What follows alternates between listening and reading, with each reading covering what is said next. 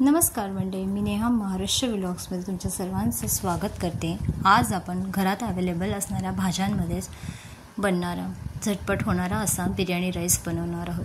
तर इथे मी 1.5 वाटी बिर्याणी राईस घेतलेला आहे। तांदूळ आपल्याला स्वच्छ निवडून घ्यायचा आहे आणि त्यानंतर आपण व्यवस्थितरित्या 3 ते 4 वेळा आपण धुवून घेणार आहोत। 3 ते 4 वेळा। तर आता अशा प्रकारे आपण हा बिर्याणी राईस घ्यायचा आहे। तर बिर्याणी राईस तुम्ही इथे कुठल्याही ब्रँडचा वापरू शकता।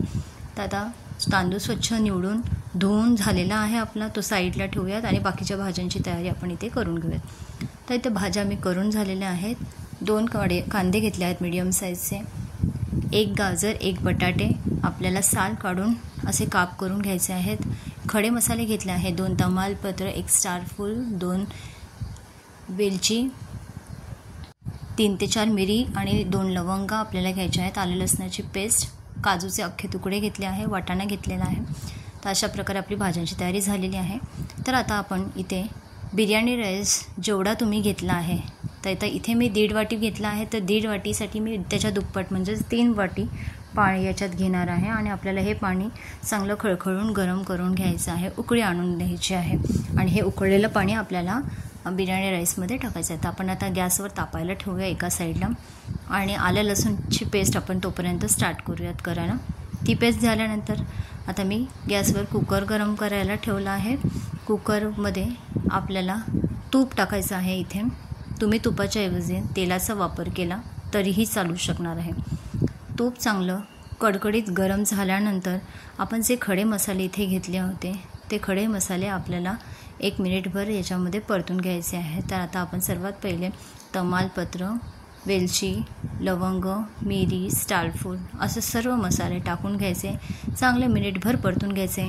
जेव्हा आपण हे मसाले सर्व टाकतो याचा एक अरोमा जो असतो, एक फ्लेवर असतो, तो यायला स्टार्ट होतो, वास येतो त्याचा चांगला छानपैकी। तर त्यानंतर आपल्याला याच्यामध्ये जो उभा चिरलेला कांदा आहे तो परतून घ्यायचा आहे 3 ते 4 मिनिटसाठी। तर कांदा परततानाच मी याच्यामध्ये थोडंसं मीठ टाकून घेणार आहे, जेणेकरून कांदा लवकर शिजण्यास मदत होते। त्यानंतर आपण याच्यामध्ये काजूचे तुकडे टाकून घेतले आहे, आले लसणाची पेस्ट आपण टाकली आहे आणि त्यानंतर हे सर्व मिश्रण 1-2 मिनिटासाठी आपल्याला व्यवस्थितरित्या परतून घ्यायचं आहे, जेणेकरून आलं लसणाचा जो उग्रपणा आहे तो उग्रवास निघून जाईल। त्यानंतर आपण या ज्या भाज्या कट करून घेतल्या आहेत त्या भाज्या आपण याच्यामध्ये टाकून घेणार आहोत। इथे तुमच्याकडे एक्स्ट्राच्या ॲडिशनल भाज्या असेल तरी तुम्हीही ते टाकू शकता। फ्रेंच म्हणजे फरसबी किंवा टोमॅटो वगैरे इथे टाकू शकता, शिमला मिरची टाकू शकता। माझ्याकडे या भाज्या अवेलेबल होत्या त्या आम्ही टाकल्या आहेत। त्यानंतर आपण बिर्याणी राईस याच्यामध्ये 1 चमचा टाकून घ्यायचा आहे, हळद, हिंग चवीप्रमाणे टाकायचं आहे आणि हे सर्व मिश्रण, हे सर्व मसाले भाज्यांचं जे झालेलं मिश्रण आहे ते 1-2 मिनिटासाठी व्यवस्थितरित्या परतून घ्यायचं आहे। बिर्याणी राईसचा जो बिर्याणी मसाला आपण वापरला होता त्याचा पण एक सुगंध यायला स्टार्ट होते आणि त्यानंतर आपल्याला आपण जो तांदूळ घेतलेला आहे धुवून ठेवलेला, तो तांदूळ आपल्याला याच्यामध्ये चांगला परतून घ्यायचा आहे। हलक्या हाताने आपल्याला हा तांदूळ परतून घ्यायचा आहे, कारण हा तांदूळ लवकर शिजला जातो, त्यामुळे हलक्या हातानेच आपल्याला परतून घ्यायचा आहे। आणि त्यानंतर आपण याच्यामध्ये गरम पाणी टाकून 2 मिनिटासाठी 2 शिट्ट्यांवर आपण हा भात शिजवून घेणार आहोत। तर 2 शिट्ट्यानंतर तुम्ही बघू शकता भात अशा प्रकारे छान मस्त मोकळा झालेला आहे। भात हलवताना शक्यतो हलक्या हातानेच हलवा, जोरात हलाल तर भाताचा दाणा तुटायची शक्यता असते।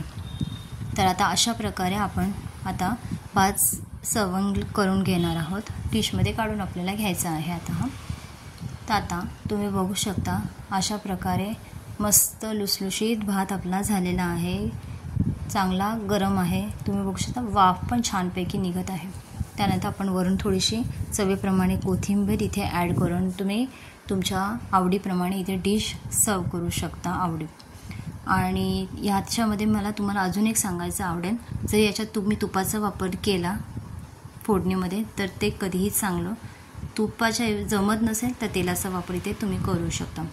तुम्हाला ही माझी रेसिपी कशी वाटली ते मला नक्की सांगा. माझ्या चॅनलवर नवीन असाल तर चॅनलला सबस्क्राईब करायला विसरू नका. आणि जर तुम्ही ऑलरेडी माझे सबस्क्रायबर असाल तर तुमच्या फॅमिली फ्रेंड्सपर्यंत ही माझी रेसिपी नक्की शेअर करा. Thank you so much.